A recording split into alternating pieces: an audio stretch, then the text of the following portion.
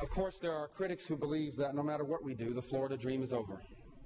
They claim that we must accept the idea that inevitably our future is one of high taxes and big government.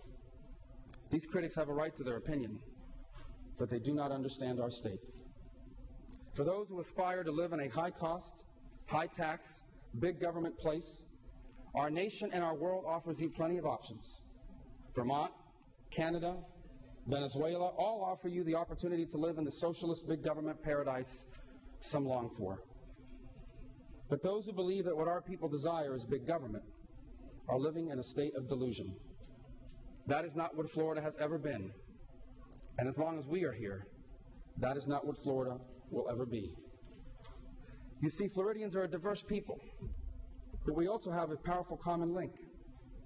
One best illustrated to me by a story told to me by a young waiter not so long ago. It was the story of a 69-year-old bartender the waiter worked with. This bartender worked banquets. Most days he had to load that bar cart and push it to the banquet event, stand on his feet for 8 hours during the event, and then load the cart back and push it back to the storehouse. On many nights he would start work at 2 p.m. and he would not finish until well after midnight. The young waiter always wondered, why is a man so many years past his retirement age still working so hard? And one day he finally just got up and asked him. And the bartender told him the story of his life. The bartender told him that when he was only 6, his mother died. And the next day he went to work with his father selling coffee. And he held a job every day since. He never went to school. He never had a childhood. He never had a chance. As an adult, he made it the mission of his life to ensure that his children would have all the opportunities he never had. That everything that had gone wrong in his life would go right in theirs.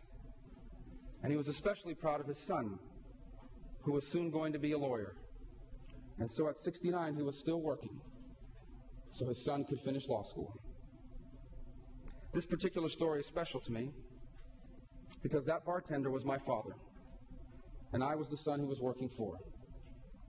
But in Florida, my story is not unique. Behind almost every Floridian is the story of someone who struggled so they would not have to. A father who worked 2 jobs to feed them, a mother who raised them all alone, parents that died in the hopes that they had left them a chance at a better life. And each one of us here today has someone who made our future the mission of their lives. And their hopes and dreams for us is what Florida has always and will always be about. This is why we will never allow Florida to become the place our parents brought us here to get away from. The world we live in is the result of what the leaders before us did and failed to do.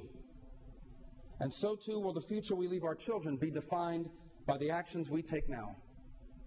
An affordable and vibrant Florida is the only future we will accept. And the task of achieving that future belongs to you and to me. What we do or fail to do over the next 60 days will truly define this state for the next 60 years. We cannot and will not let this moment pass us by. As Floridians, the ability to leave our children with a better life, that, in a state where everybody comes from somewhere else, that is our common heritage. And now, let us make it our common destiny. I thank you for your attention.